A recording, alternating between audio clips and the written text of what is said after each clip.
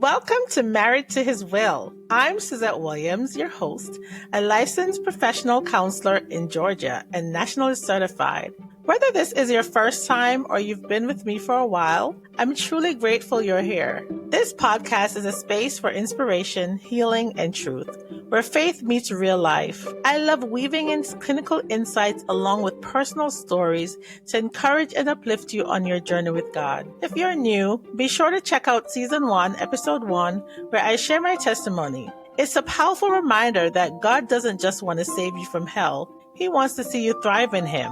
Since walking through my divorce, I've discovered a deeper understanding of who I am and who I'm becoming in Christ. And yes, to my future husband, if you're listening, may you find me right where God has positioned me, in His presence.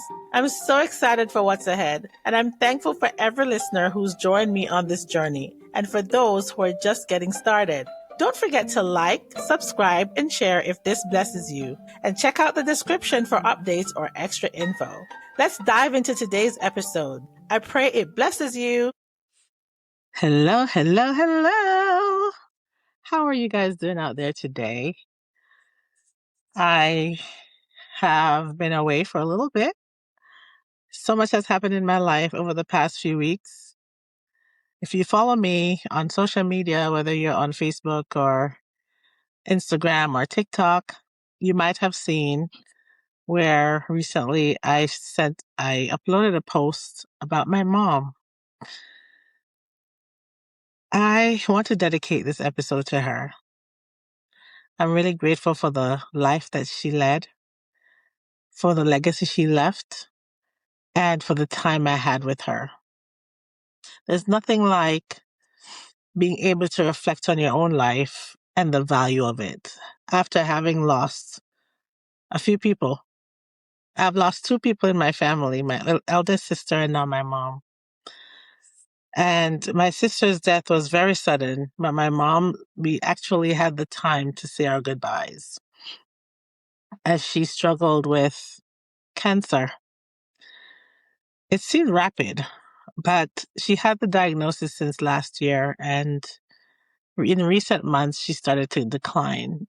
But over the past couple months, I've had the chance to spend so much time with her. And each time I left her, I would want to take pictures because I always wanted to make sure I cherish the moment because I never knew what the next day would bring. You know, I saw her in the hospital last week and we sang songs to her, me and my twin sister and my older sister, Davina. So Susanna and Davina and myself, we sang songs to my mom, and my mom was very alert and talking to us. And except for one day this last week, she wasn't as alert, but she always had her cognitive function. And I give God thanks for that. Even on to the last moment we were talking about hospice, she said, you know, I'm ready to go home. I have peace. And home could have felt like home here, but I also knew she could have meant home there, home in heaven. And she said, make sure you bring your dad. She and my father have been married for 56 years. 56 years. This month completed 56 years for them.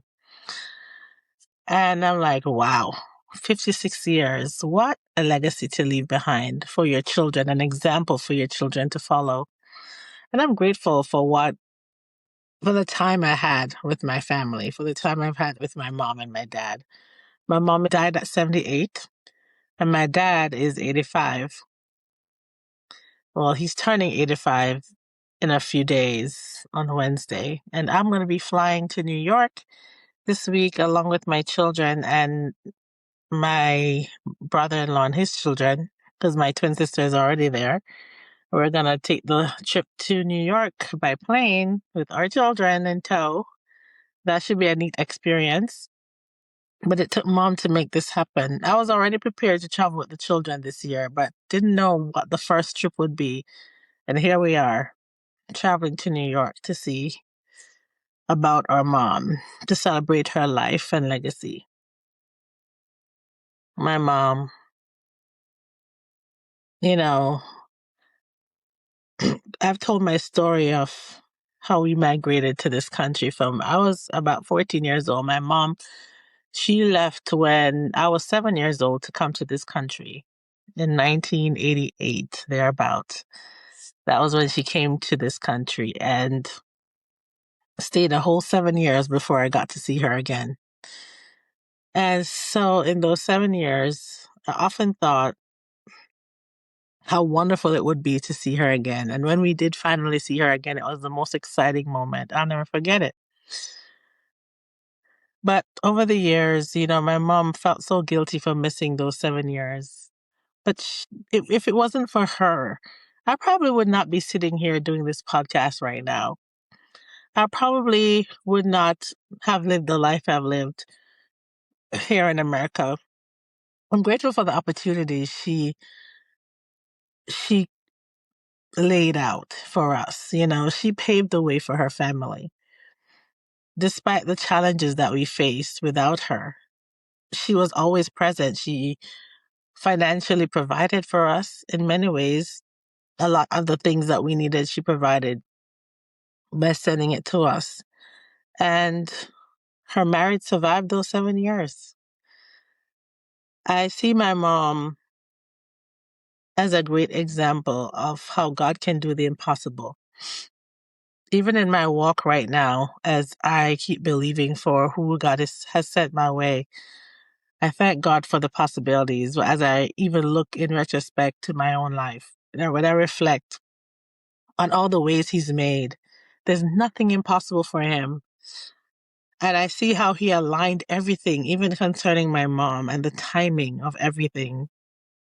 That Sunday when after I left my mom, and that Saturday or that Friday was the last time I saw my mom. Saturday was the last time she saw her husband and my cousin. And on Sunday, I just expected to get a call. So when I got the call that my mom had passed, I wasn't very surprised, but it was so quick. I had asked the Lord, don't let her suffer anymore unnecessarily. She said her goodbyes. She said she had peace. And I felt it was such a privilege to have had that time with her. And on that Sunday when I came, we had a choir that was ministering. I didn't have to lead worship, which was a blessing. It's as if God already aligned that and orchestrated that time that I wouldn't have to lead the service. And some of the songs they did was just not coincidental. One of the songs they sang, God is able to do just what He said He would do. That was the last song my sister sang before she died. And so that brought back memories. And then they sang so many songs that blessed my heart. It was the day that was comforting. They prayed over us. If God there's nothing that He does randomly. He knows exactly what He's doing. He's orchestrating our lives, our days. His plans for us are greater than we could ever ask or imagine. We can't see all the things He has prepared for us, but His plans are perfect. His will is that we would prosper and be in good health. And I'm grateful that He sees me and He knows me. He is El Rohe. He sees you and He knows you. His plans for you are great. You don't understand what may lay ahead or what's coming up. But God does. He sees it. He sees your tomorrow and He's making a way for you. I wore this scarf as a symbol of my mom because she loves scarves. I said, let me wear a scarf today. So, needless to say, I am in mourning, but I'm also rejoicing because I know the promise my mom had. I know the legacy she left. I know who she served. I know she had peace. She had laid it out. For those she needed to forgive, she forgave. She was very vocal about her life because she wanted us to know her.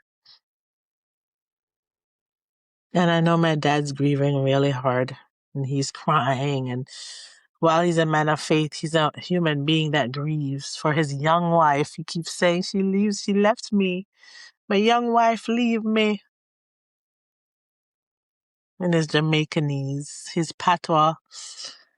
It's hard for him to believe that his wife would have left before him. You know, I think we all thought he would go first, being the older one. But God would have it that she was ready. He made her ready. We don't know tomorrow. We can't take life for granted. And I'm choosing not to take my life for granted. I'm choosing to walk each day as if it's my last. I'm choosing the opportunities that God gave me. I'm not letting those opportunities pass me by, waiting for another time to come around, because I don't know the next moment.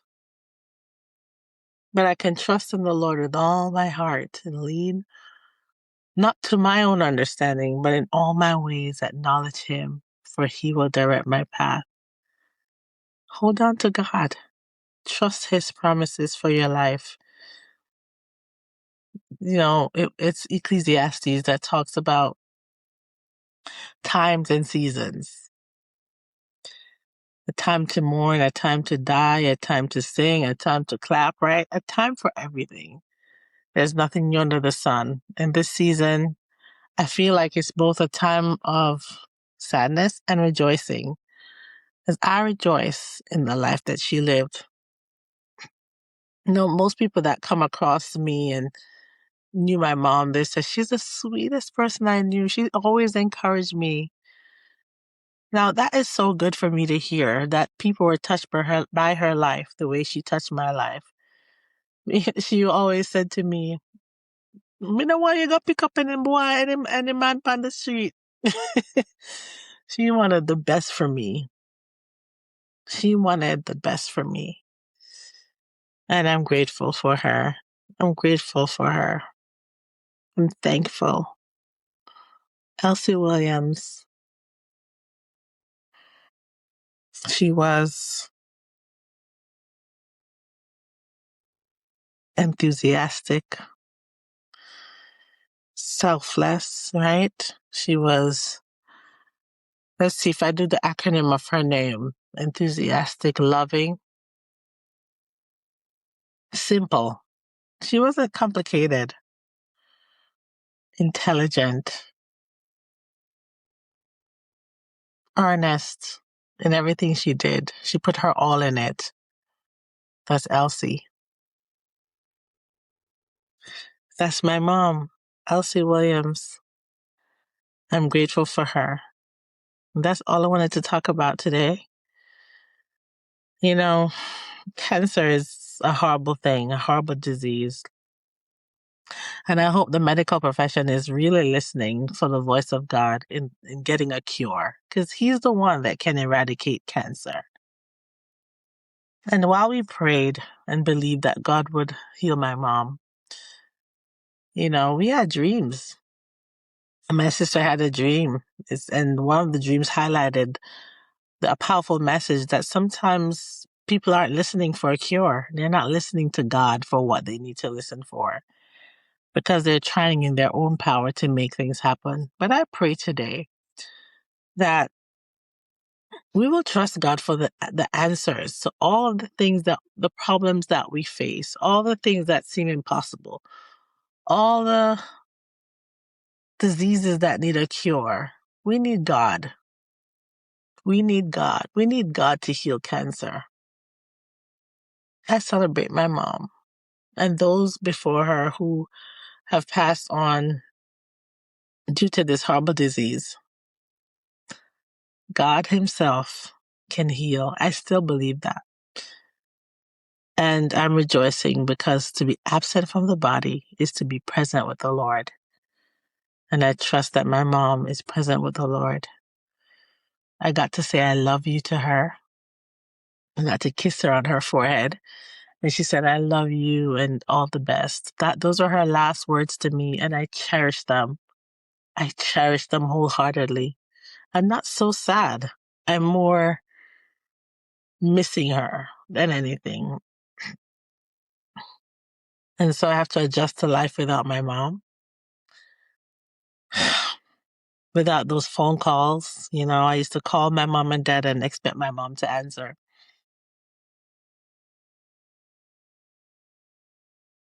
I just ask that you pray for me, that even in this season and in this time, that I will hold on to God the more, as I know that I am married to His will. God bless you. And that brings us to the end of today's episode of Married to His Will. Whether you're in a season of clarity or confusion, joy or surrender, I want to remind you, choosing to align with His will isn't always easy, but it's always worth it. Every step of obedience, every moment of trust is shaping you for something greater than you can imagine. Thank you for letting me be a part of your journey today. If this episode spoke to your heart, take a moment to share it with someone who might need the reminder they're not walking alone. Until next time, keep leaning in, keep showing up, and keep saying yes to the journey, even when it doesn't make sense. Because when you're married to His will, you're anchored in something eternal. Stay faithful, stay expectant, and I'll see you next time.